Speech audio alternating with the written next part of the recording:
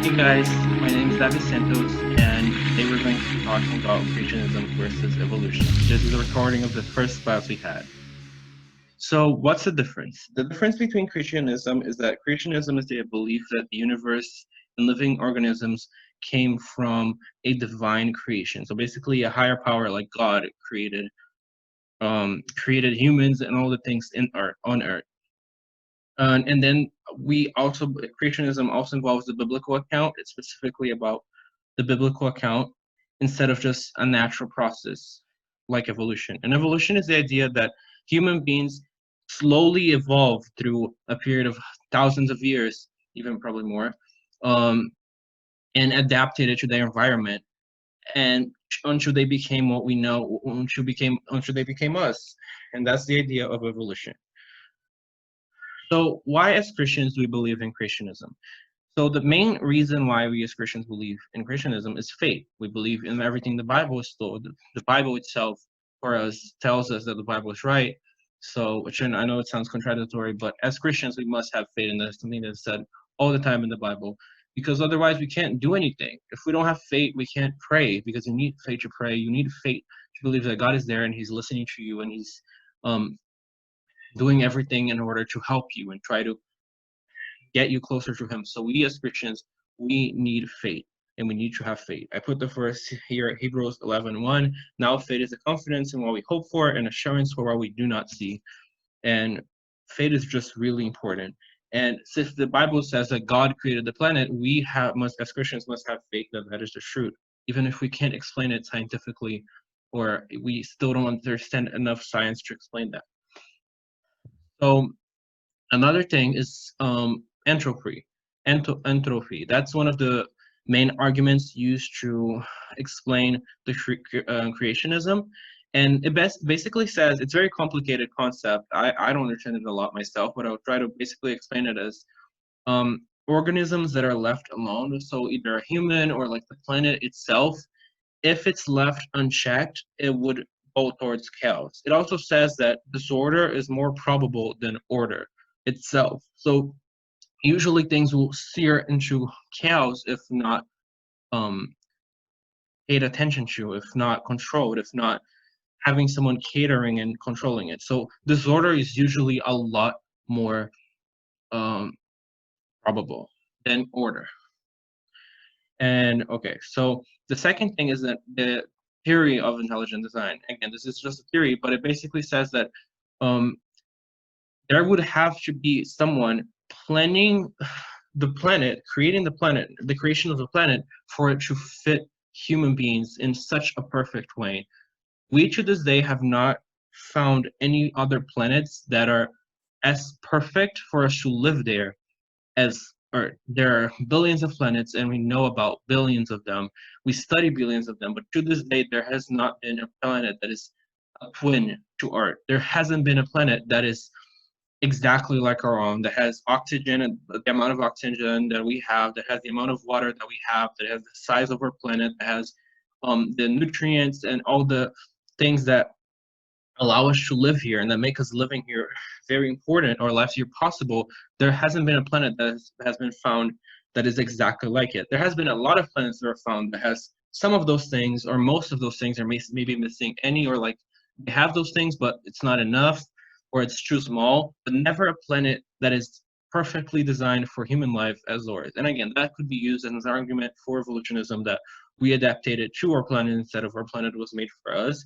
But the fact that there's billions of planets we know for in our solar system and outside of our solar system through the entire known universe, and not a single one of them is exactly like ours. It's just very improbable. It's just very improbable. And the fact that we also haven't found any life in any of those other arguments, in any of those other planets, it also just helps this theory a lot. Because if we, through evolution, adapted it to this planet, why hasn't that process happened in another planet yet? Why hasn't another organism adapted it and evolved to the process of, to the point of reaching conscious life, just like we did in our planet?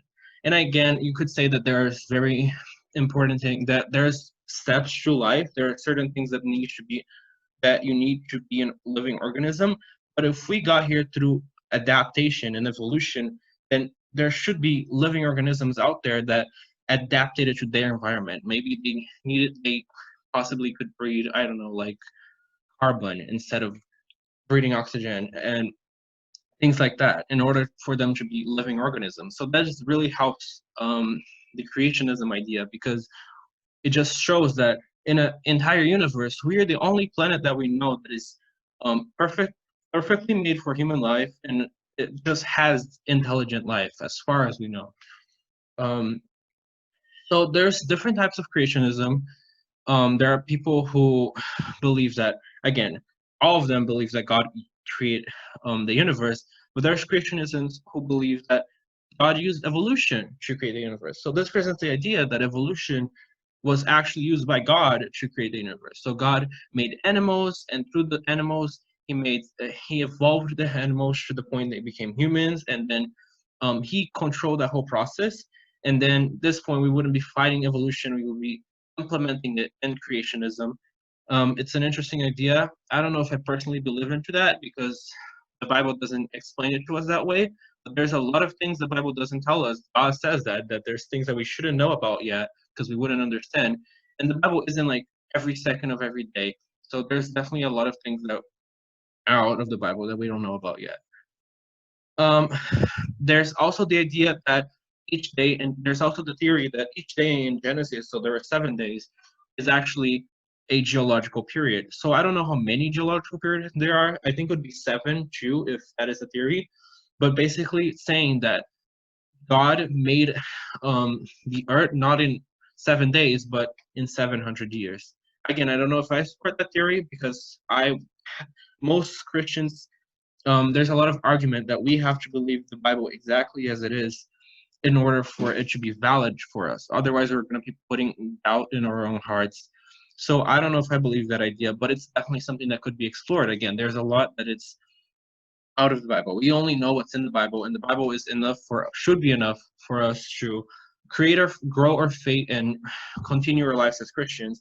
But this could be true. This could be each day in Genesis could be a geological period.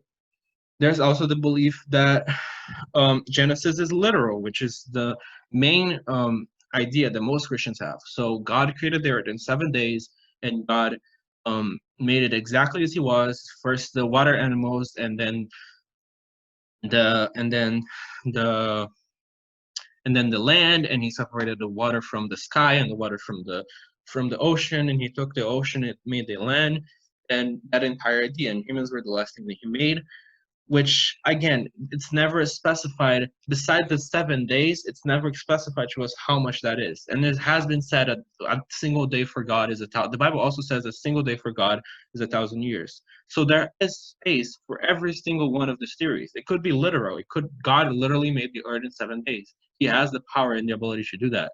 But He also could have made it in thousands of years. And He also could have made it through evolution. We do not know the answers as humans, but it doesn't matter, because the important thing is that we try to learn and we try to become closer to God. We should never search those things just to disprove it or prove it, but because we as Christians want to become closer to God, or if you're not a Christian, to try to learn and try to understand God and why He did all of this.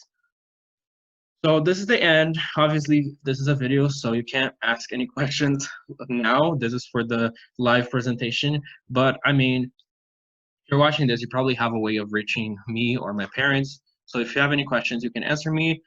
I'm no specialist. I'm no scientist. Obviously, I don't know a lot of. I don't know a lot most things. I don't know. So, but I'll always try to research and answer questions that I receive the best I can, and do research and try to read things about it. So if you have any questions, please ask me or send them my way, and I will try my best to answer them.